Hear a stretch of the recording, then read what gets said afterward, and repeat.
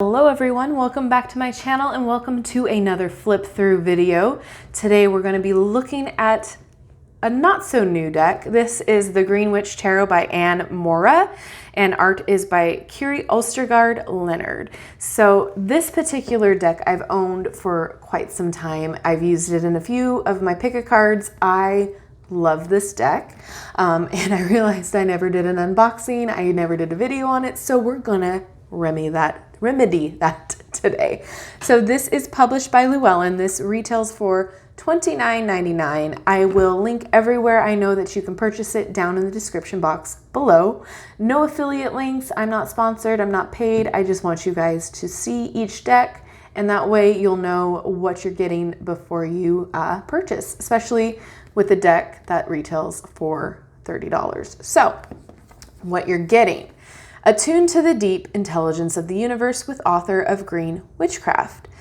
Enter the world of the Green Witch, where elementals, fairies, and spirits of the earth help you align with the natural energies of the old religion. With the turn of each card, the Green Witch Tarot opens a channel between the reader and the spiritual beings of nature. Beautifully illustrated by Kiri Ostergaard Leonard and accompanied by a comprehensive guidebook for easy interpretation, this deck unlocks the energetic wisdom you can use to find the answers you seek. So it's the 78 cards and 264-page book. Okay, and it opens with a hinge, and it is super cute. It has the ribbon. This guidebook is fantastic, by the way. And then it opens up to reveal the little ribbon. All right, so we'll put this over here.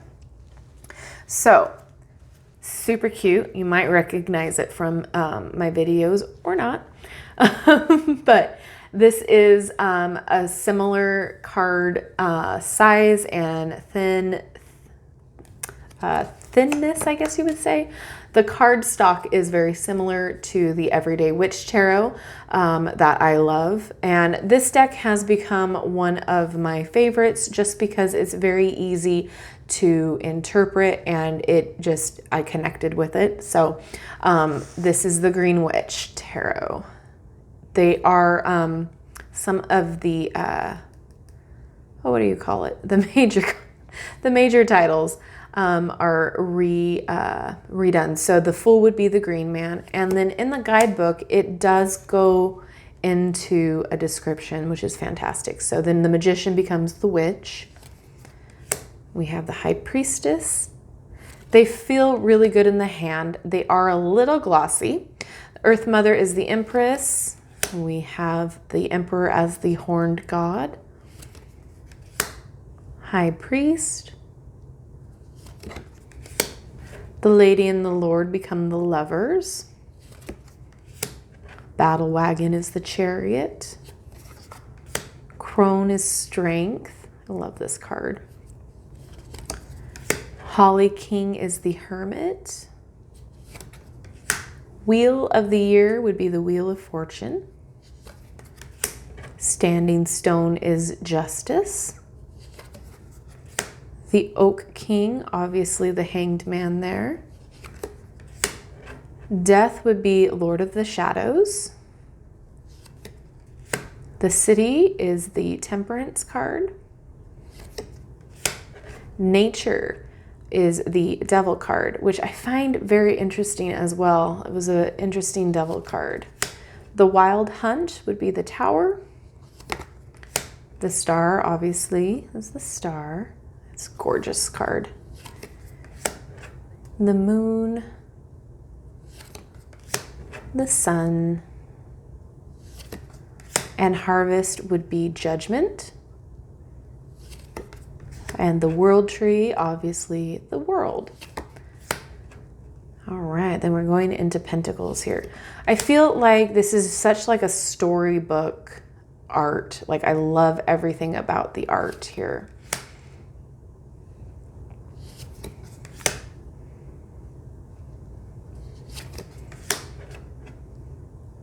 This deck kind of feels like a warm hug, if that makes sense. Like it feels like you're sitting by the fire. At least it does for me. Let me know if you own this deck, if it's one that you use, if you enjoy it, if it's one of your go-tos. I absolutely love it. Oh, baby.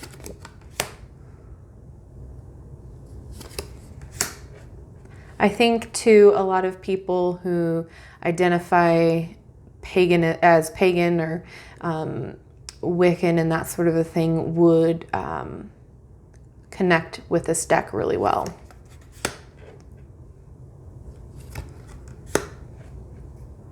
So sweet.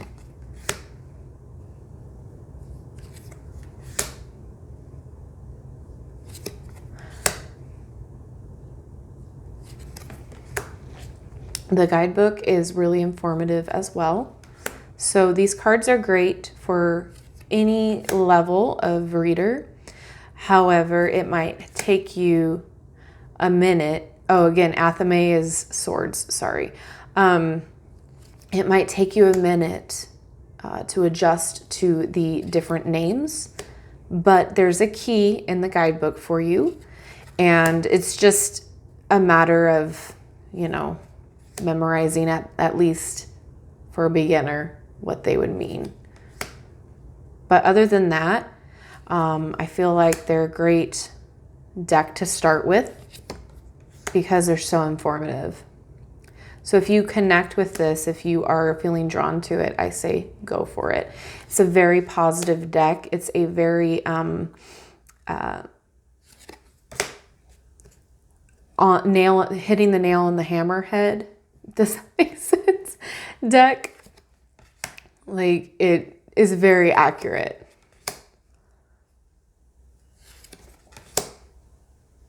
And it's not intimidating. It's not scary. So I feel like if this is something that you do for your clients, or if you read for a lot of different people, it's not threatening. So like, especially the Death and the Devil card, they weren't terrifying. So, you know, it's a very soothing, positive deck.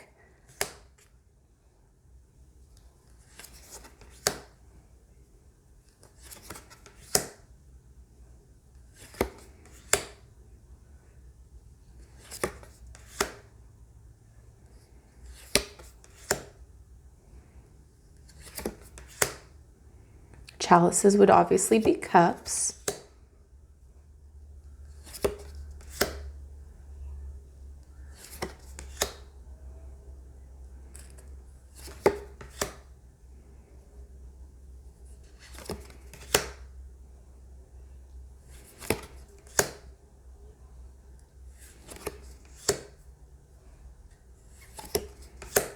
I love this one too with the water. All right, so let's go ahead and shuffle, and then what I'll do is I'll pull a card, or sometimes it'll slip out on its own, and then we'll see how the guidebook reads with it, okay?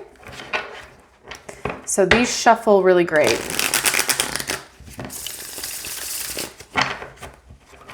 Absolutely fantastic. They're a great size. I love the size of this and the Llewellyn decks in general,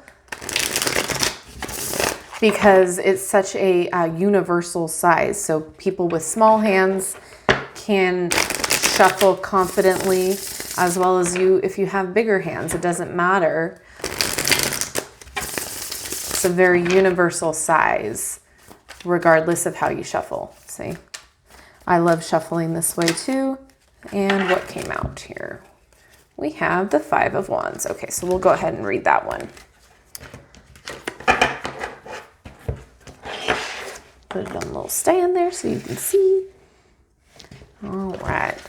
So with this book, it comes with a lot of information. So it'll tell you a brief history of tarot. It'll tell you about the cards. It'll tell you the numbers.